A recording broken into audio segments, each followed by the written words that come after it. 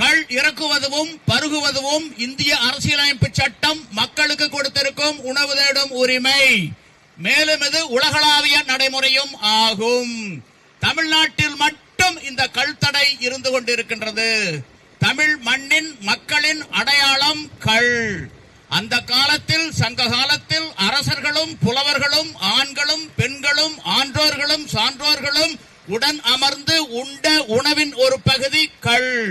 தமிழ்நாட்டில் மட்டும் இந்த தடை இருக்கின்றது. இன்று தலைமை ஒருங்கிணைப்பாளர் அவர்கள் அவரே மரம் ஏறி கல்லை இறக்கி எங்களுக்கெல்லாம் வாரி வாரி வழங்கி இருக்கின்றார்.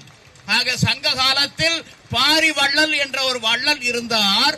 பரம்பு மலைக்கு வருகின்ற விருந்தினர்களுக்கு, புரவலர்களுக்கு, இரவலர்களுக்கு கல்லை வாரி வாரி வாரி வாரி வாரி வாரி வழங்குவாராம்.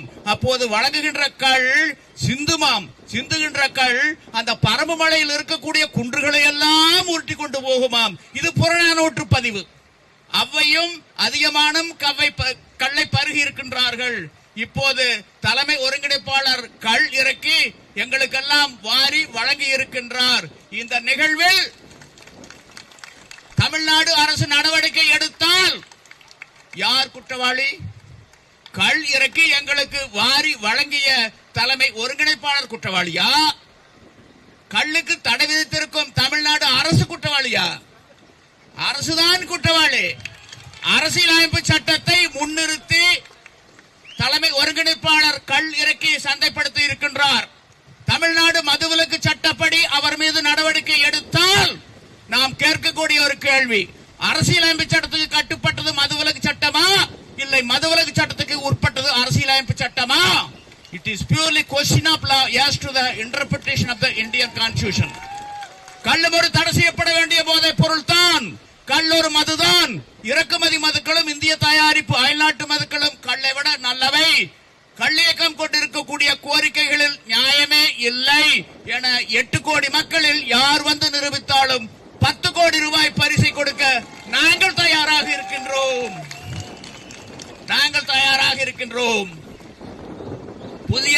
புதிய தமிழகத்தினுடைய தலைவர் மருத்துவர் கிருஷ்ணசாமி அவர்கள், அவருடைய மகன் மருத்துவர் ஷியாம் கிருஷ்ணசாமி அவர்கள் கல்லுக்கு எதிராக பதிவிட்டு இருக்கின்றார்கள்.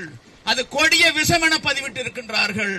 பொதுவெளியில் கல்லை இறக்குவதும் பருகுவதும் குற்றம். சட்டப்படி நடவடிக்கை எடுக்க வேண்டும். 15ஆம் தேதி நடக்கக்கூடிய அந்த நிகழ்வுக்கு தடை விதிக்க வேண்டும். கொடிய விஷம். இவர் கல்லை விட மற்ற மதுக்கள் நல்லவை எனவும் பதிவு செய்திருக்கின்றார். அவர் நிரூபித்து விட்டால் அவருக்கு 10 கோடி ரூபாய் பரிசு. எதற்கு முதுகிலே குத்துகின்றார்? பல கடிதங்கள் எழுதியிருக்கின்றோம். கள் விடுதலையில் உங்களுக்கு உடன்பாடா முரண்பாடா? உடன்பாடு என்றால் வரவேற்கின்றோம், முரண்பாடு என்றால் வாதத்துக்கு அழைக்கின்றோம். வாங்கிக் கொள்ளுங்கள் 10 கோடி ரூபாய் பரிசை. முதுகில் குத்தாதீர்கள். அவருக்காகவே வள்ளுவர் 2 குறள்களை எழுதியிருக்கின்றார்.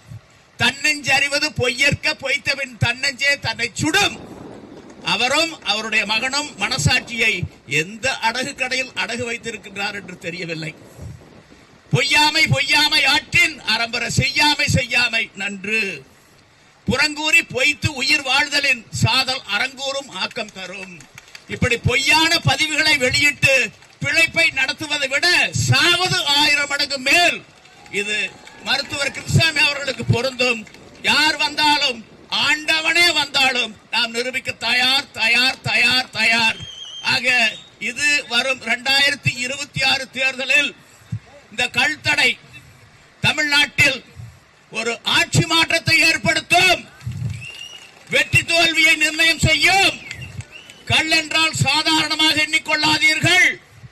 பல ஆண்டுகளுக்கு முன்பு பலருக்கு நினைவு இருக்காது, 4 மாநிலங்களில் தேர்தல் நடந்தது. அப்போது வெங்காய விலை உச்சத்தில் இருந்தது. வெங்காய விலையேற்றம் அந்த 4 மாநில தேர்தல் வெற்றி தோல்வியை மாற்றி அமைத்தது. அதுபோல கள் தடை வரும் 2026 தேர்தல் வெற்றி தோல்வியை நிர்ணயம் செய்யும் செய்யும் செய்யும் செய்யும். அதற்கு நாம் செய்ய வேண்டியது என்ன? கூட்டுடன்று மேல்வரினும் கூடி எதிர்க்கும் ஆற்றல் அதுவே படை. எமனே தலைமை தாங்கி படை நடத்தி வந்தாலும் தமிழர்களாகிய நாம் ஒன்றிணைந்து பதறாமல் சிதறாமல் என்றால் வெற்றி உறுதி உறுதி உறுதி உறுதி உறுதி உறுதி. வாய்ப்புக்கு நன்றி.